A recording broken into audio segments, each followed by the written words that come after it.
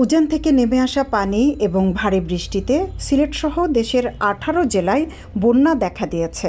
বন্যা পরিস্থিতির মধ্যে বিয়ানীবাজার উপজেলায় এইচএসসি, আলিম ও সমমান পরীক্ষা শুরু হয়েছে। মঙ্গলবার সকাল 10টা থেকে শুরু হওয়া এই পরীক্ষা চলে দুপুর 1টা পর্যন্ত। এবারের এইচএসসি পরীক্ষায় অংশ নিচ্ছে বিয়ানীবাজারের 2497 জন শিক্ষার্থী। বিয়ানীবাজার সরকারি কলেজ কেন্দ্রসহ 2টি ভেন্যুতে প্রথম দিনের এইচএসসি পরীক্ষায় অংশ নেয় 2478 জন পরীক্ষার্থী।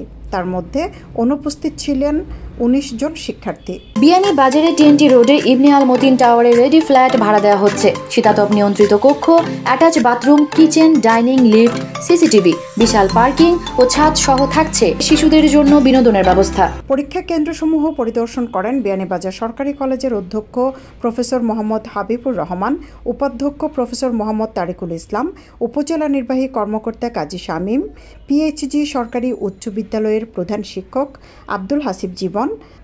পরিদর্শন শেষে পরীক্ষার সার্বিক পরিস্থিতি জানান দায়িত্বশীলরা।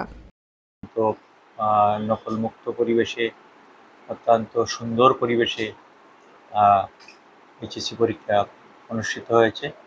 আমার ছাত্রছাত্রীরা অত্যন্ত সুন্দরভাবে পরীক্ষা দিচ্ছে এবং পরিবেশও অত্যন্ত সুন্দর রয়েছে। আমি আমার ছাত্রছাত্রীদের সাধুবাদ জানাচ্ছি। তারা এই পরীক্ষাগুলা অংশগ্রহণ করেছে স্বতঃস্ফূর্তভাবে। আজকের পরীক্ষার্থীর অধিভুক্তির সংখ্যা ছিল 2497, উপস্থিত হয়েছে 2478 এবং অনুপস্থিত রয়েছে 19 জন। সমমান এবং আলিম পরীক্ষা 2024 বিয়ানীবাজার উপজেলায় 2টা কেন্দ্র এবং 4টা ভেন্যু প্রতিষ্ঠানে, এই টোটাল 4টা প্রতিষ্ঠানে আমাদের পরীক্ষা আজকে থেকে একযোগে শুরু হয়েছে। আমাদের এইচএসসি পরীক্ষার্থীর সংখ্যা হচ্ছে 2814 জন, ছাত্র 1020 জন, ছাত্রী 1794 জন এবং আলিম পরীক্ষার্থী হচ্ছে 158 জন, ছাত্র 62 এবং ছাত্রী 96 জন। আমরা সবগুলো কেন্দ্র এবং ভেন্যু পরিদর্শন করেছি। দেখলাম যে সবগুলো কেন্দ্রই শান্তিপূর্ণ পরিবেশে পরীক্ষা অনুষ্ঠিত হচ্ছে এবং এই বন্যাকালীন সময়েও আমাদের অনুপস্থিতির সংখ্যা আমাদের কম পরিলক্ষিত হয়েছে, যদিও ওনারা সংশ্লিষ্ট উপস্থিত এবং অনুপস্থিতির তালিকা অ্যাকুমুলেট করছেন। আমার কাছে মনে হয়েছে সকল সেন্টারে শান্তিপূর্ণভাবে সুন্দর পরিবেশে পরীক্ষা অনুষ্ঠিত হচ্ছে। আমরা পরীক্ষার জন্য সকল ধরনের প্রস্তুতি নিয়ে রেখেছি। সবগুলা কেন্দ্রে সীমানার 200 গজের মধ্যে আমরা 144 দ্বারা জারি করে রেখেছি। প্রত্যেকটা কেন্দ্রে পর্যাপ্ত পরিমাণ আইন শৃঙ্খলা বাহিনীর সদস্য মোতায়েন করা রয়েছে, সংশ্লিষ্ট ট্যাগ অফিসারদেরকে দায়িত্ব প্রদান করা হয়েছে এবং আমি নিজেও এটা তদারক করছি এবং সংশ্লিষ্ট কেন্দ্রের ভারপ্রাপ্ত কর্মকর্তাবৃন্দ এবং খুব কঠোর পরিশ্রম করছেন এই পরীক্ষাটা শান্তিপূর্ণভাবে সুন্দরভাবে অনুষ্ঠিত হওয়ার জন্য এবং পরীক্ষার্থীদের মধ্যেও তারা খুব সুন্দর করে শান্তিপূর্ণ পরিবেশে তাদের পরীক্ষা সম্পাদন করছেন। এদিকে আলিম পরীক্ষায় অংশ নিচ্ছেন 158 জন পরীক্ষার্থী। প্রথম দিনের পরীক্ষায় 156 জনের মধ্যে 3 জন অনুপস্থিত ছিলেন বলে জানান কেন্দ্রের এই ভারপ্রাপ্ত কর্মকর্তা। আজকে ইংরেজি প্রথম পত্র, তো পরীক্ষার্থী পত্র কেন্দ্রে ছিল 156 জন, আজকে 3 জন অনুপস্থিত। তো যতটুকু বোঝা গেছে বা আমরা বুঝতেছি, বন্যায় কোনো এফেক্ট করেনি, সবাই সময় মতো আসতে পারছে। আর যারা আমাদের কেন্দ্রের অবস্থাও ভালো, মোটামুটি কেন্দ্রের মধ্যে কোনো পানি টানি নাই, পরীক্ষা সুন্দরভাবেই চলতেছে।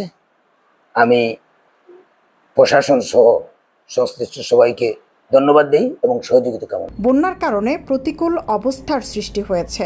সংখ্যা কাটিয়েও এই অবস্থায় পরীক্ষায় অংশ নেন পরীক্ষার্থীরা।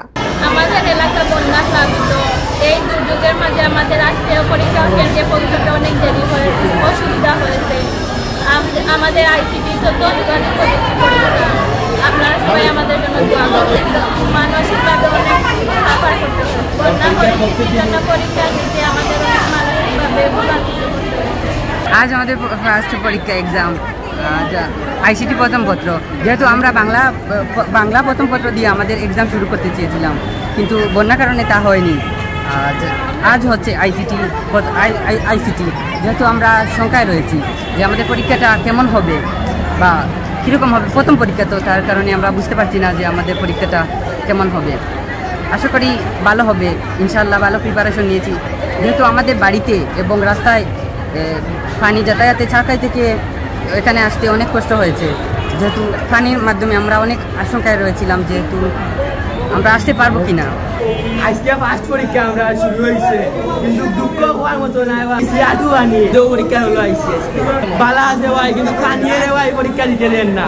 আমরা পাল্টিছে পরীক্ষা দিয়া, কিন্তু তো ভাই আমরা আওয়া দাওয়া কষ্ট হয়ে যায়। আমার বাড়ি দুবাগ এলাকায়, আমাদের এলাকা বন্যায় প্লাবিত।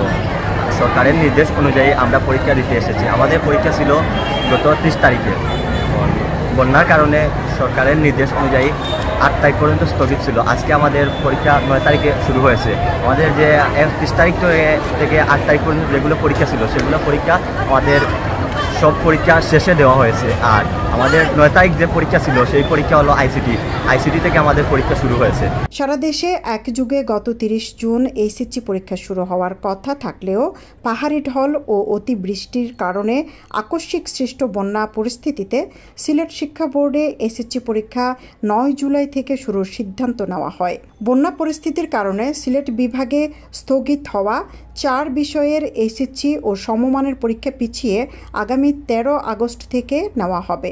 তবে অন্যান্য বিষয়ের পরীক্ষাগুলো আগের রুটিন অনুযায়ী অনুষ্ঠিত হবে। সৈয়দা আখি হক, এবিটিভি।